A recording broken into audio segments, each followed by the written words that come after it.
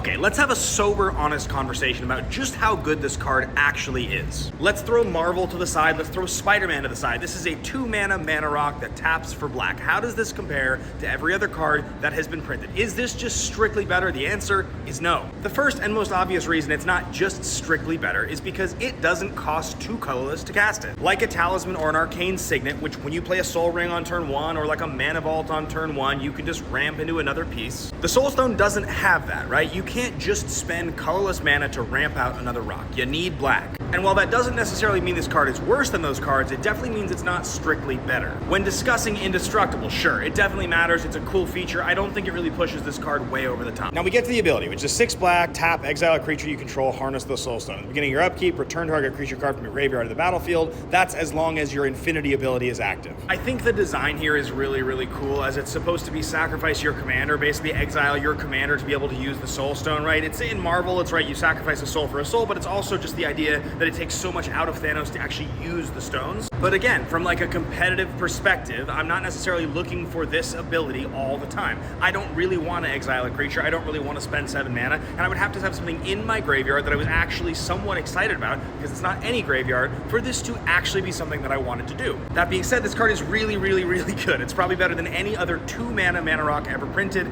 Arcane Signet and I guess Grim Monolith would be the two that are in probably the conversation. But like, if I'm just being 100% honest, there's only so many slots in any commander deck that I build, right? I don't play Mind Stone in many of the commander decks I build, and the card's totally good, right? It's a 2-mana rock with upside. Now, the fact that this adds colorless and costs colorless compared to a card that costs black and adds black, they probably kind of balance each other out. And again, I'm not saying the Mind Stone is anywhere near as good as this new card, but I do think there's a little bit of unreasonable hype surrounding just how good the Soul Stone actually is. I like this card a lot. I'm a big fan of it. I think it's probably more powerful than most mana rocks ever printed. I think if they make a full cycle of these that cost 2 like this and are indestructible and tap for their color, they're going to be staples and everyone's going to want them, but I don't think their auto includes like a Soul Ring, I guess is my point. What do you think? Do you agree? Do you disagree? Let me know below in the comments. Thanks for watching. I'll see you guys on the next one.